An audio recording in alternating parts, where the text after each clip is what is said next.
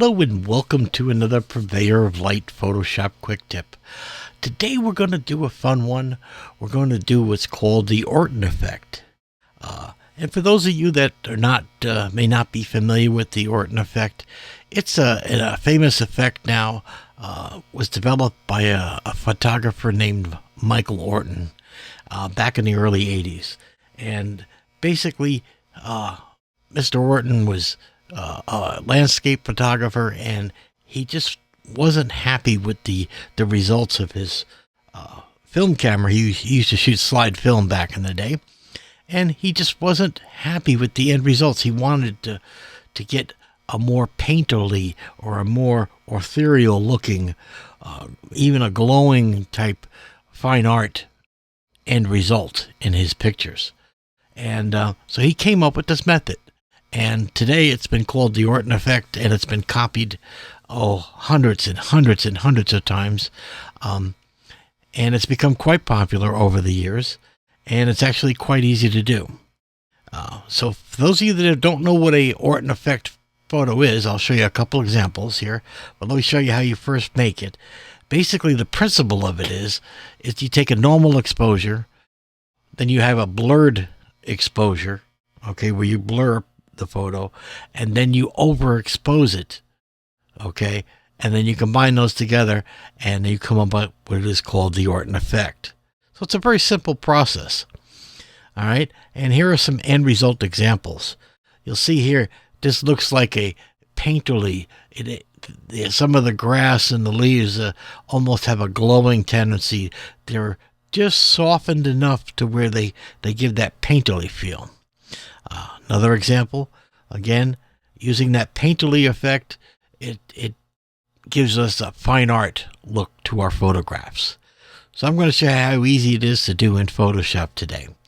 Now, we're going to use this image as our starting point, and the Orton Effect works well on landscapes, but I've also seen it done on portraits and so forth.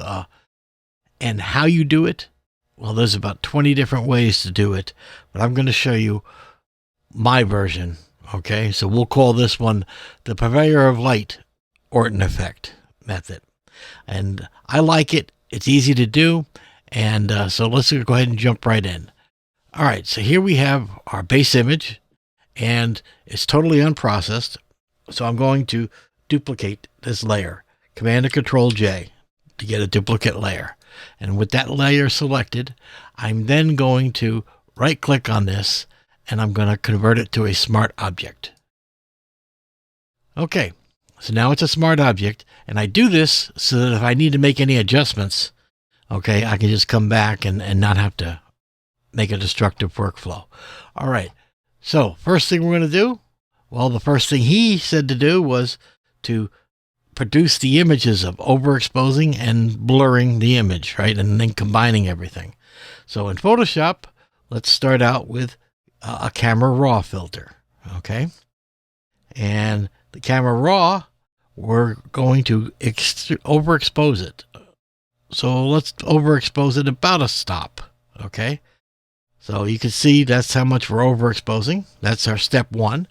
And because we're using a smart object, we can always, if we don't like the effect, we can always just double click and go right back in and make a change. All right. So next thing we need to do, well, according to the instructions, we need to blur the image. All right. So we're going to go up to Filter and Blur and Gaussian Blur,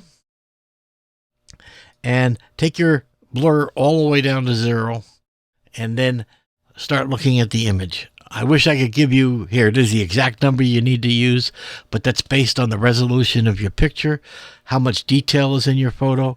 So you have to do this by eye, all right? So what I do is I move the slider to 0, and then I start increasing it to the right, letting go, looking at the picture effect, drag a little more, let go. And what I'm looking for is to where things start to look creamy glowing, all right? And I'm thinking might be a little too much. We'll take it about 10. Okay. And one thing about it, you'll find out when you're doing the Orton Effect, it's easy to overdo. Okay. So with practice, you can come in and make adjustments. But I'm going to go with 10 pixels on this particular image. And hit OK. And so now we have a nice blurry image that's overexposed by one stop. So what's next? Well, the next thing we need to do is we need to change the blend mode, all right, to overlay. Okay, and now what I want to do is I want to take this that we've done so far and put it in a group. So I'm going to come down to the folder here and make a group, and then I'm going to take and put it inside the group. Now, the reason I want to be able to do this in a group, okay, so now it's inside the group, is so now that I can just control the opacity of the whole images in one shot. So all I do now is look at the image and change the opacity. Now, as you drop the opacity, you're dropping the intensity of the effect. Now, I find, this is my personal preference, anywhere from 35 below, I think is a pretty good opacity. But that's, again, personal taste. All right, so here's 30%. All right, and there's your ethereal view. I'm going to turn off the effect. There's the original, and there's the other. Again, depending on your taste, will be what you want to do. Maybe if you say, well, I'm not quite happy with it, I'd like to have more of a glowing effect, this is the part where we put everything in a smart object. You can come right in and make changes to any part of this. So let's say, well, I want to blur it more. So we just open up that, and I can go, okay, I'm going to increase the blur. And hit OK. And we can make that change. We could turn around and increase the exposure. And we could say, well, that was not enough. I want a little more. And then adjust it. And it will all update in the photo. And then all I can do is come in and change everything, put it back to full opacity, and then drop it off to what I feel gives me that painterly effect. And that's it. Okay, that's all there is to producing the Orton effect. Okay, I find this, I devised this method a long time ago, and I find it the simplest to work with. And as a matter of fact, since you guys have been so patient about putting up with me, listening to me gamble on, I'm going to go ahead and make this action downloadable on the website. So if you go to lenerickson.com and you go to this article about the Orton effect, you can go ahead and download a free action, which you can then go in and reproduce.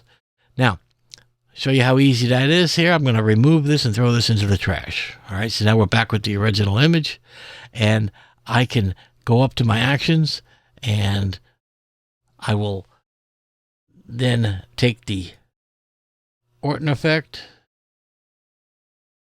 and simply run it. It'll then prompt you, say, okay, we're about to blur it. And it tells you we recommend starting at about 10% blur. So you click it, and we go, okay, that's the blur. And then it says, now we're going to adjust the strength. And this is basically the opacity, right? So we go, okay, there's the full effect. And now all we do is drop the effect to how deep we want. All right. And that's all there is to it. So that's it. So if you go to lenerickson.com, you can download this action totally free, no obligation, no nothing. Just enjoy, play, and have fun. That's what photography is all about in the first place, is sharing, creating, and enjoying our craft.